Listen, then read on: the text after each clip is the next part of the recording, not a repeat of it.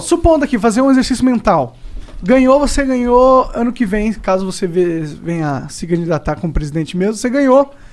Qual que seria o seu plano de guerra aí? Porque vai ser uma guerra, se você quiser mudar o sistema de verdade, porque o sistema não vai querer mudar. Foi isso que iludiu muita gente no voto com o Bolsonaro. Claro. Porque ele disse que ia bater de frente. Ele ia pra guerra, caralho, mas aí colocou o Aras, tá ligado? Não foi pra guerra, tá ligado? Não, pelo contrário, se vendeu pro Centrão. Sim, ele falou pro cavalo de Troia, falou, vem cá, entra aí, entra todos os cavalos que derem. Então veja, essa é a pergunta. Então o que eu tô tentando fazer com vocês hoje aqui à noite?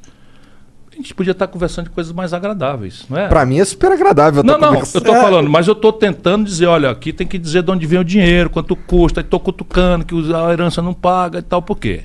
Eu tô baixando a bola do cidadão que está prestando atenção em mim, que é a primeira providência da guerra. Contra o sistema é você não mentir. Então a eleição, a relação do candidato com o povo é telegráfico, o discurso é curto, é breve, é simbólico, é emocional, mas isso não pode levar ao ponto, como tem acontecido no Brasil, de eu despolitizar de tal forma que o cara acredita que eu sou o salvador da pátria. Sabe qual é o resultado? Eu sou um mentiroso e no dia seguinte ele vai tirar o apoio de mim no primeiro dia. O sistema vem para comer meu fígado e as pessoas que me deram poder vão estar se sentindo traídas porque eu menti. Tá aí o Bolsonaro. Exatamente. Só não caiu ainda porque comprou o Centrão e está garantindo a custa de bilhões de reais, saiu hoje na Folha, 20 bilhões de reais de orçamento paralelo, clandestino, que é simplesmente 2/3 de tudo que está sendo gasto no Brasil. Está sendo distribuído pelos deputados desse tipo de coisa, roubando um terço, a metade. Tratoraço, quer comprar trator por aí afora, quando a grande questão é socorro emergencial, vacina, sabe? Crédito para microempresas sobreviver à pandemia. 20 bilhões estão sendo gastos comprando trator superfaturado para distribuir para prefeito no interior e tal. É tipo um mensalão onde o Exatamente o Bolsonaro a mesma coisa. Não tem como se fuder, porque o ônus de se fuder foi em quem fraudou a licitação de trator. Pronto. Mas o Bolsonaro sabia que esse tanto de verba seria usado para isso. Tá sabendo porque ele era desse baixo clero. É tudo coleguinha dele. Pode crer. Tudo coleguinha dele, 28 anos. Eu fui contemporâneo dele. Então veja, a primeira providência para enfrentar o sistema, moderar a promessa e apostar na inteligência do povo. Repartir o tamanho da dificuldade e anunciar o que vai fazer. Essa é a segunda etapa. O que eu vou fazer? Toda tragédia tem um lado bom. Isso é da sabedoria popular. Em toda tragédia, em toda coisa ruim, tem um lado bom. Qual é a tragédia brasileira? A quebradeira geral atingiu o coração do Pacto Federativo. Opa, que diabo é isso? É assim. Opa, gostei dessa. Vai lá. União Federal, estados e municípios. Então, por exemplo, na saúde, o município faz a atenção básica, o estado faz a atenção hospitalar, e a União faz o financiamento, o regramento, etc., a imunização, blá, blá, blá. Então, esse Pacto Federativo brasileiro está um caos. Tem 23 estados brasileiros dos 27 quebrados. Quebrado significa aí a saúde que não está funcionando, a educação que não está... Está aqui em São Paulo, greve de 120 dias de professor, o Ceará paga um salário maior do que o professor de São Paulo. O que não quer dizer que é o salário que os professores merecem. Por favor, não me entendam mal, mas nós pagamos, sendo o estado mais pobre, mais do que São Paulo. São Paulo faz 8 anos que não dá reajuste aos policiais militares. E por isso está aqui com a água no pescoço para quebrar. O Rio já quebrou, Minas Gerais já quebrou, o Rio Grande do Sul já quebrou, o Rio Grande do Norte já quebrou e por aí 23 estados. Então esse é o tamanho da tragédia. Aqui está a semente da virada. Qual é? Eu, em vez de negociar com os deputados em Brasília, trancado em gabinete sem o povo assistir, eu entre a eleição e a posse descanso 2 dias, né? E vou trocar um redesenho do Pacto Federativo. Vou restaurar, na prática, concretamente, vou restaurar a condição dos municípios e dos estados poderem investir e qualificar, que estão estrangulados por conta de uma coisa que eles não sabiam como manejar, dívida. Aí eu já calculei, de novo, vamos lá, chato pra cacete, mas você está me perguntando como. Porra, não tem nada de chato nisso, detalhe. E eu vou insultar os candidatos que vão para dizer, não vai nenhum passar na lambança. E eu vou, e aí, como é que vai fazer? Aqui eu vou propor isso aqui, ó, vou aumentar o tributo sobre heranças para 29%. A alíquota do imposto de renda para os grandes vai ser 35%. Eu vou arrecadar 70 bilhões cortando 20% das renúncias fiscais que vocês entregaram aí de gente que não devolve nada para o Estado, nem para a população, nem nada, e 300, você acertou, 10 Bolsa Família. Eu vou cortar 30%, ou 25%, ou 20%, vamos lá. Por que não cortar tudo disso? Tirar? Porque muitas vezes é um incentivo para gerar um emprego. Quando tem correspondência, por exemplo. Eu sei muito disso porque o Ceará tem, por exemplo, é sede da Grendene. A Grendene é uma empresa de calçados que transformou o Ceará no principal exportador de calçados do Brasil. O Ceará não é sede da matéria-prima, que os calçados da Grendene, por regra, são petroquímica, o Ceará não tem uma gota, e não é sede do mercado consumidor. Então é produzido lá, mas vendido fora. E a matéria-prima vem de fora. Como é que ele vai lá para o Sobral, minha cidade? Eles empregam 30 mil conterrâneos meus. Porra, gente pra caralho. Muita gente. Então como é que eles foram fazer o que lá? Eu tenho que compensar que lá não é a matéria-prima e tenho que compensar que lá não é a sede, porque eles vão gastar mais com frete para trazer a matéria-prima, com frete para levar a matéria. E eu tenho a ferramenta da renúncia fiscal como um mecanismo de fazer. Mas tem uma correspondência. O cearense sabe que esse imposto aí foi trocado por emprego. Entendi. Percebe? Aí você, qual é a cidade que tem o melhor IDEB do Brasil, melhor educação pública do Brasil? Vai no Google, Sobral. Por quê? Porque a grana da Grendene, do Estado, eu dispensei, mas a do município eu não dispensei. Aí Sobral tem dinheiro para fazer uma escola pública modelo. Entendi. E ganha prêmios internacionais e tal.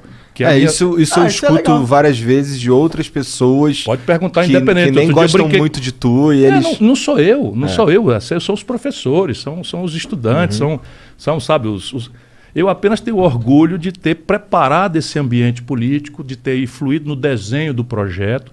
E eu sou o cara que vai na frente, eu sou o brigão, eu tenho uma aresta para todo lado, sabe? Eu chamo o Michel Temer de ladrão, ele me processa, eu chamo o Eunício Oliveira de ladrão, ele me processa, eu chamo o Eduardo Cunha de ladrão, ele me processa. Eu não estou defendendo nada para mim. É só perguntar, mas tá bom, por que eu chamei o Eduardo Cunha de ladrão? O que é que eu tenho com isso? O Eduardo Cunha é deputado do Rio de Janeiro. Chamei porque ele é ladrão, ele está roubando dinheiro do povo. E assim, é o meu jeito de ser. E eu, para fazer isso, eu não tenho rabo de palha. 40 anos, nunca fui processado, nunca respondi por nada, nem mal feito, nem para ser absolvido. Nada mais é do que a minha obrigação. Mas voltando, então, eu pego o Pacto Federativo, chamo os governadores, não interessa se são do meu partido ou não. Essa é a chave. E eu vou dizer para eles, eu vou restaurar a condição do Rio Grande do Sul de voltar a investir. Vou restaurar a condição de São Paulo. Como? 600 bilhões é a dívida de vocês, tudinho comigo, governo federal. 80% disso é São Paulo, Rio, Minas e Rio Grande do Sul. 4 estados. 8 vezes 6, 14. Então, assim, 400 não, como é? 6 vezes 8, 48. 480 dos 600 bilhões são 4 estados, que tem já uma boa parte da maioria do Congresso brasileiro. Os outros são só 200, que tem mais da metade do Congresso. Então vou chamar os outros para começar, que são os mais pobres, os menores, os pequenos. Vou dizer, vamos lá, vamos mudar o Brasil? Vamos, está aqui, eu reestruturo a dívida, não vou dispensar, vou reestruturar a dívida. Vocês iam pagar para mim R$1 bilhão esse ano, vamos pagar só 100 milhões. Os 900 milhões vocês vão investir dentro de um projeto que nós vamos discutir a prioridade. A prioridade para mim é educação. Mas eu topo se você quiser fazer saúde. Mas eu não topo se você quiser fazer fonte luminosa. Aí eu não topo. É uma coisa de planejamento partilhado. Eu não vou impor, mas vou dar uma linha de prioridade para ter coerência. Saneamento básico, topo. Moradia popular, topo também. Por quê? Porque eu resolvo quatro assuntos de uma só cajadada. O emprego. E resolvo o problema de saúde, né? Do saneamento básico na porta do cidadão, do aluguel, do papel da casa, das periferias todas. Ninguém tem o papel da casa, não pode ser cidadão, não pode tomar um empréstimo, não pode dar garantia. Tudo isso coisa que eu já fiz. Funciona, né? Funciona para valer, né? Eu digo, eu quero ter uma chance porque eu sou treinado. Eu estou me apresentando, por favor, não pense que é autoelogio, não, mas né, o cara tem que se exibir um pouquinho. Mas esses 900 milhões aí... Aí pronto, aí vira o quê? Vira uma dívida do Estado com outro prazo. Ele vai continuar devendo, só que com outro prazo. E esse milhão agora, em vez de ir para a União Federal, vai ficar com ele. E não vai fazer uma falta imediata para a União? Vai. Aí eu tenho que dizer como é que eu vou resolver o problema da falta para a União. Aí o que eu vou fazer? Pego 300 bilhões, 340 bilhões, 330 bilhões de renúncia fiscal, corto 25%. Aí eu pego o tributo sobre heranças, que é de 4%, eu vou fazer uma escala. Eu pego o ITR, vou falar baixinho aqui para eles não ficarem muito zangados comigo. Sabe o que é o ITR? Não. Imposto Territorial Rural, que é o IPTU do campo. Tá. Pois bem, o Brasilzão, fazenda brasileira, a grande fazenda do mundo do agronegócio, que lucra loucamente, recolhe de imposto territorial rural menos do que a cidade de São Paulo recolhe de IPTU. Porra. É assim. Então esses caras não vão dizer, olha, o cara agora vai querer cobrar imposto, cara. Eu estava descendo hoje de Campos do Jordão, ali pertinho de Pindamonhangaba, onde eu nasci, Taubaté e tal, não sei o que, e tal, o gado ali. Onde é que já se viu criação extensiva de gado dentro da cidade? Sabe, dentro da cidade é para você ter uma estrutura de produção de coisa de valor agregado alto que se distribui ali, que é verdura, é cenoura, é beterraba, percebe? Só é assim porque... E é o que eu pretendo fazer? Não vai ser o governo federal, vai ser para os municípios. Então vai ser, a ITR vai mudar. E agora quem faz a planta de valores de São Paulo, da cidade de São Paulo, ou de Pindamonhangaba, ou de Taubaté, vai fazer a planta de valores da base rural. Simples assim. Hoje é algo federal. Federal, que não faz nada. Isso depois de 30 anos de governo de esquerda. Isso é um negócio de doido. A mentira da goela, a mistificação, a empulhação no Brasil é um ponto político. Então vamos lá. Depois você tem a tributação sobre o imposto de renda das pessoas jurídicas e físicas no lucros e dividendos. Isso é o seguinte, se a empresa faturar e reinvestir, isso é muito bom para a comunidade. É. Sim. Muito bom para a comunidade, então não tem que ter imposto. Mas se o dono, pessoa física, tira da empresa esse lucro e dividendo, é ou não é razoável que ele pague imposto de renda? É razoável e o mundo outros países... inteiro... Não, o mundo inteiro, para não dizer o mundo inteiro, só o Brasil e a Estônia não cobram. A Estônia é um pequeno país do leste da Europa. E de tanto eu falar aqui, está repercutindo lá. E o debate abriu no Congresso da Estônia para resolver. Sério? Sério. Só que eu já cobrei esse imposto aqui, Monark. Eu já cobrei. Eu era ministro da Fazenda do Itamar, eu cobrei. Aí, de repente, a dita esquerda de Goela revogou e nunca mais. E eu outro dia estava num coisa com o presidente de um grande banco, fica quase devassada a privacidade do cara, porque só são três. Eu estava conversando com ele, desculpa, eu não sou inimigo de ninguém, pelo contrário, vai ver o que eu fiz de estimular empresas no Ceará. Eu chamo o Ceará porque é um lugar onde as pessoas podem conferir, esse cara é tão bom assim, é um mentiroso, é mais um picareta, é mais um demagogo. Eu acho que todo mundo devia ser desconfiado da população, do político. E procurar. Hoje tem o Google, cara. Hoje é bem mais fácil. Na minha época não tinha Google, você imagina. Então, hoje tem o Google. O cara disse que a escola do Ceará agora tem cota para rico. Sabia? Cota para rico? Cota para rico. Então, como é que é? Uma cota ao contrário? É, uma cota ao contrário. Por quê? Porque nós começamos a escola de tempo integral, profissionalizante, com aquele estágio remunerado, profissões altissimamente modernas e tal. E como a gente não podia fazer para todo mundo ao mesmo tempo, começamos a dar uma prioridade, que é a nossa lógica. É o seguinte, só pode entrar nessa escola, que é um prédio espetacular, e tem tela de cristal líquido em algumas, e tem laboratório de ponta, e tem tudo. Uma escola, se procurar a melhor escola de São Paulo, e compara. Vai no Google, quem estiver desconfiando. Né? No sertão do Ceará, então nos lugares mais pobres, nós metemos lá, e com a condição, só pode entrar nela quem vem da escola pública. Que era uma forma de dar prioridade ao pobre.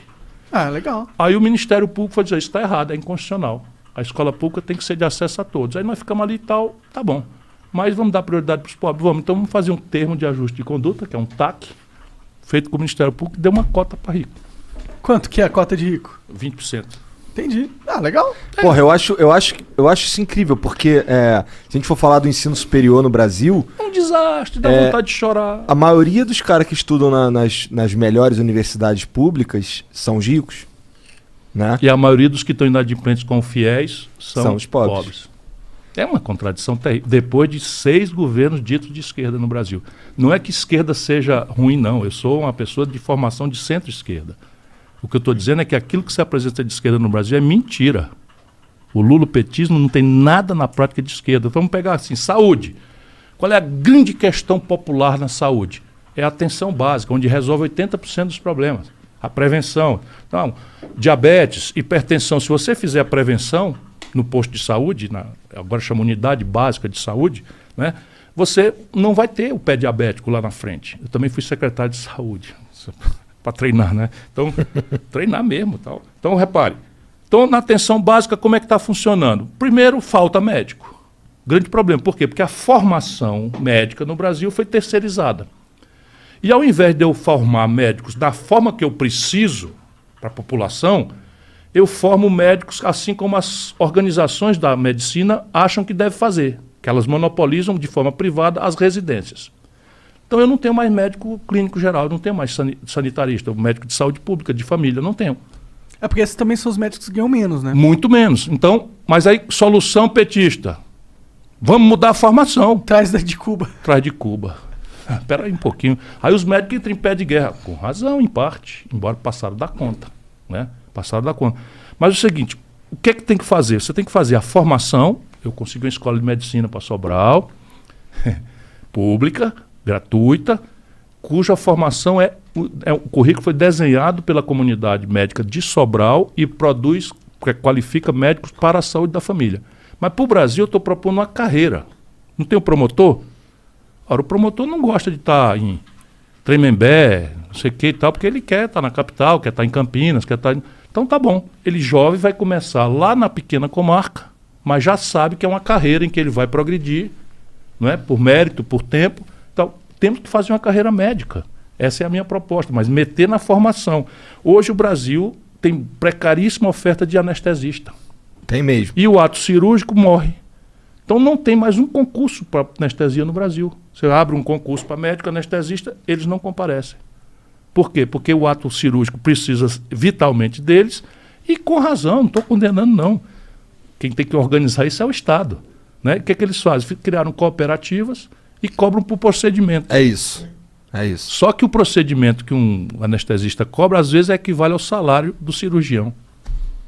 Já paguei bastante grana de anestesia. Sim, mas eles estão errados? Não, quem está errado é quem organiza a paróquia. Percebe? É porque não tem um projeto. Vamos lá. Enfrentamento das drogas. Qual é a política? O mundo inteiro está perplexo. O mundo inteiro perplexo. Como é que faz? Libera e tal. Não deu certo. Falando em droga mais pesada, naturalmente. Tranca, guerra contra a droga. Foi uma tragédia. E aqui adotamos a política de guerra contra a droga por influência norte-americana, pura e simples, do governo do Lula. Minimamente tinha que ter o debate. É exatamente o que eu proponho. Então, mas se a sociedade brasileira fosse hoje votar num referendo sobre liberação de maconha, por exemplo, eu acho que ela seria contra. Ela seria contra se o debate fosse feito na condição que está hoje. Por quê? Porque eu colido a elite política brasileira, como é muito alienada da vida do povo, ela colide com a religiosidade, ela colide com a moral popular e o papel, especialmente do pensamento progressista, mas também dos intelectuais, dos artistas. Isso eu tenho feito um apelo. Né? Como é que pode os intelectuais de um país como o nosso, os artistas, sabe, que são sinais de vanguarda na sociedade, serem conservadores, terem uma proposta passadista, altamente conivente com ladroeira, com fisiologia, com clientelismo? Isso deforma a nação. Então o que você tem que fazer é o seguinte: não, o presidente da República não é o chefe, não é o dono do pedaço. Ele tem responsabilidade com todos os grupos. Ele tem que iluminar o debate. Ele tem que saber todos os elementos que têm legitimidade para participar do assunto, os médicos, as lideranças religiosas, sei lá, quem venha, discuta e vamos discutir o assunto, porque não é um problema. Qual é o problema? Os problemas são dois. Antes da gente achar a solução, eu quero estressar essa discussão, que é o que eu vou fazer, porque eu estou com dois problemas que eu não aceito ficar parado. A matança de jovens pobres negros nas favelas. Uma mulher grávida, morreram 600 mulheres no Rio, 15 grávidas. Isso Rio de Janeiro. Que é isso? Nós vamos fazer de conta que não está acontecendo. Sabe quantas pessoas foram assassinadas no Brasil? 57 mil. Em 12 meses. Morreu mais gente no Brasil assassinada do que na guerra civil da Síria. Então esse assunto vai ter que vir para a minha mesa. Não vai ficar só por tabu, por moralismo, seja o que diabo for. Vem para a minha mesa. Não vai ter mais isso aqui. Essa solução não presta. A segunda razão é a população carcerária, Monark. Quando essa brincadeira começou com o Lula, nós tínhamos 300 mil pessoas presas. Hoje nós temos 800 mil pessoas presas e 250 mil mandados de prisão para serem executados. E viraram universidade do crime. E no mesmo período, facções criminosas e milícias começaram a surgir no Brasil ante nenhuma atitude.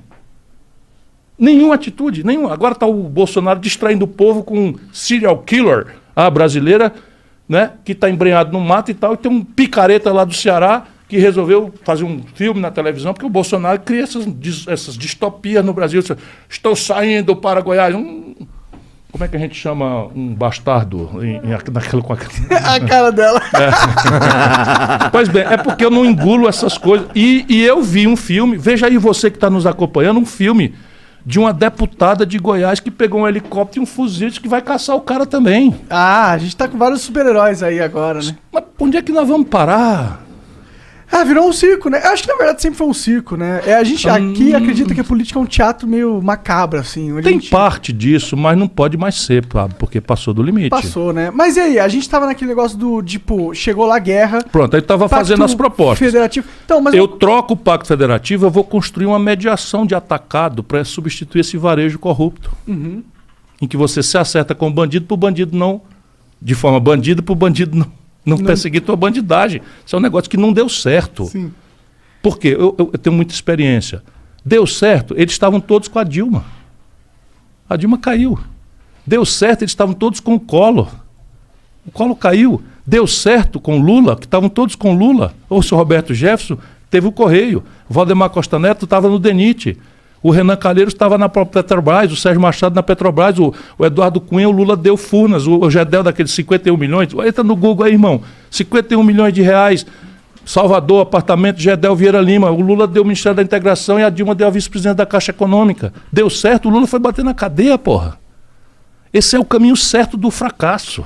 Com certeza. Nem funciona para o país, que está aí em Pandarecos, e nem funciona para os caras. O que vai funcionar é outro caminho. O Itamar funcionou. Eu fui ministro do Itamar. Não teve um escândalo. Eu fui governador, não tive um escândalo. E os que eu tive, eu fiz o quê? Afastei o cara, mandei apurar. Num caso, o cara era culpado, problema do delegado de polícia. No outro, era ele inocente, voltou e disse, olha, ele foi agredido. A política tem muita calúnia e tal. Sim. Então, veja, consertar o Pacto Federativo em troca de uma refundação do Pacto Constitucional Brasileiro, da reforma do país. São 3 assuntos. O financiamento, que é a questão fiscal, a reforma política, né, e a questão da Previdência. E a questão da liberdade dos estados decidirem as próprias leis? Por exemplo, como a gente tem nos Estados Unidos, que os estados são mais autônomos para decidir sobre coisas referentes à saúde, política de drogas, armas... Isto é uma coisa que deveria ser moderna no Brasil. A questão, entretanto, é histórica. Os norte-americanos evoluíram de uma confederação, as 13 colônias. Parte delas não era inglesa, né? Louisiana, o Texas, eram México e França e tal, e teve uma guerra. Então eles fizeram a Constituição, a independência, e fizeram essa radical autonomização federativa, e por isso o presidencialismo lá funciona. Porque o presidencialismo é uma lógica de impasse. Modernamente é o seguinte, você tem um órgão, balofo, gordão, não é? Que demora 20 dias, 1 mês, 2 meses para decidir um assunto, e os negócios de Estado acontecem overnight. Está lá um menino mexendo num computador na City de Londres ou em Tóquio, no Nikkei e tal, e isso causa uma fuga de capital e tem um tilt, o dólar se valoriza, o real desvaloriza, mexe com o preço da gasolina, tá aí o Congresso. E o executivo é que é encarregado do negócio. Né? Então, tô esperando o momento que tu vai fazer o... É muito engraçado, eu estava muito aborrecido com aquilo, era o Michel Temer fazendo mimimi com a Dilma. Agora até eu ri. Então veja, entretanto o Brasil nasce de um Estado unitário. Então nasce de um Estado unitário. Nós tínhamos capitanias hereditárias e a República copia a institucionalidade americana sem termos a base sociológica americana, especialmente nessa dimensão. E aí nós temos um Estado extremamente centralizado que a Constituição de 88 tentou descentralizar, menos na direção radical que você defende, que lá tem o seguinte, direito penal é estadual, então pena de morte aqui não tem acolá, aborto aqui não tem, acolá não tem, droga é lista aqui, não é ali, e tal, tem turismo de bebida. Sim. Eu morei em Boston, fui visitar escola em Harvard e a gente saía para New Hampshire para comprar bebida que é na fronteira ali, porque não cobra imposto como Massachusetts cobra, então era bem mais barato a gente comprar uma garrafa de vodka. Você não acha isso bacana? Eu acho bacana. Parece que tem tipo vários laboratórios. Eu acho bacana.